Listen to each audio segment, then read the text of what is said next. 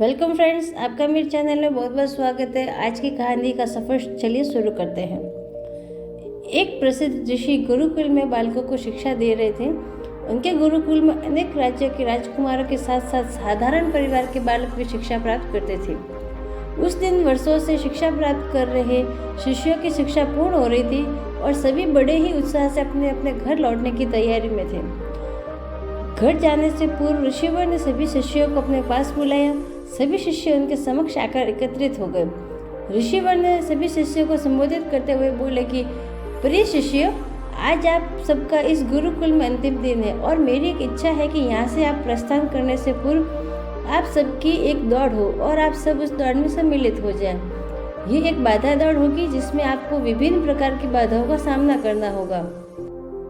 आपको कहीं कूदना होगा तो कहीं पानी में दौड़ना होगा। सारी बाधाओं को पार करने के पश्चात अंत में आपको एक अंधेरी सुरंग मिलेगी जो आपकी अंतिम बाधा होगी।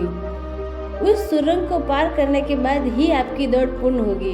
तो क्या आप इस दौड़ में सम्मिलित होने के लिए तैयार हैं? तो सभी शिष्यों ने एक साथ एक जोर से तेज स्वर में बोला कि जी हाँ, हम सभी तैयार हैं। सभी तेजी से भागने लगे। समस्त बाधाओं को पार करने के उपरांत वे अंत में सुरंग में पहुंचे।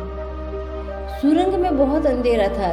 जब शिष्यों ने सुरंग में भागना प्रारंभ किया तो पाया कि उसमें जगह जगह नुकीले पत्थर पड़े हुए हैं। वे पत्थर उनके पांव में छुपने लगे और उन्हें असहनीय पीड़ा होने लगी। लेकिन जैसे तैसे दौड़ समाप्त कर वे सब ऋषिवर के पास पहुंच गए। ऋषिवर के उनसे प्रश्न किया कि शिष्यों, आप सब में से कुछ लोगों ने दौड़ अधिक समय में पूरी की तो कुछ ने कम। ऐसा कैसे हो गया, जबकि आप दौड़ तो सभी साथ में रहे थे?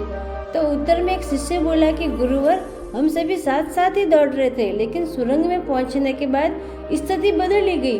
कुछ लोग एक दूसरे को धक्का देकर आगे निकलने लगे तो कुछ लोग संभल कर आगे बढ़ रहे थे और कुछ तो ऐसे भी थे जो मार्ग में पड़े पत्थरों को उठाकर उनकी जेब में रख रहे थे ताकि बाद में आने वाले लोगों को या कोई और दूसरा इस सुरंग में आए तो उनको कोई प्रकार की पीड़ा सहनी न पड़े। इसलिए सबने अलग अलग समय पर दौड़ पूरी की। पूरा वृत्तांत सुनने के उपरांत ऋषिवर ने आदेश दिया कि ठीक है, अब वे लोग मेरे सामने आए जिन्होंने मार्ग में से पत्थर उठाए और वे पत्थर मुझे दिखाए। आदेश सुनने के बाद कुछ शिष्य सामने आए और अपनी जेबों से पत्थर निकालने लगे, लेकिन उन्होंने देखा कि वे जिसे पत्थर समझ रहे थे वे तो वास्तव में बहुत ही कीमती हीरे थे। सभी जने आश्चर्यचकित होकर गुरुजी की ओर देखने लगे। तो गुरुजी बोलते हैं कि मैं जानता हूँ कि आप लोग इन हीरो को देखकर आश्चर्य में पड़ गए हैं। ऋषिवर बोले, इन हीरो को मैंने ही सुरंग में डाला था। ये हीरे उन शिष्यों को मेरा पुरस्कार है मेरी तरफ से जिन्होंने दूसरों के बारे में सोचा। शिष्यों, ये दौड़ जीवन की भागम भाग को दर्शाती है, जहाँ हर कोई कुछ न कुछ पाने के लिए भाग रहा है, किंतु अंत में समृद्ध वही होता है जो इस भागम भाग में भी दूसरों के बारे में सोचता है और उनका भला करता है। जाते जाते ये बात गांठ बांध ले कि जीवन में सफलता की इमारत खड़ी करते समय उसमें परोपकार की ईंटें लगाना न भूलें। अंततः वही आपकी सबसे अनमोल जमा पूंजी होगी। तो फ्रेंड्स, आज की स्टोरी आपको कैसी लगी मुझे कमेंट करके ज़रूर बताएं। मेरे चैनल को अधिक से अधिक लाइक करें, शेयर करें, सब्सक्राइब करें।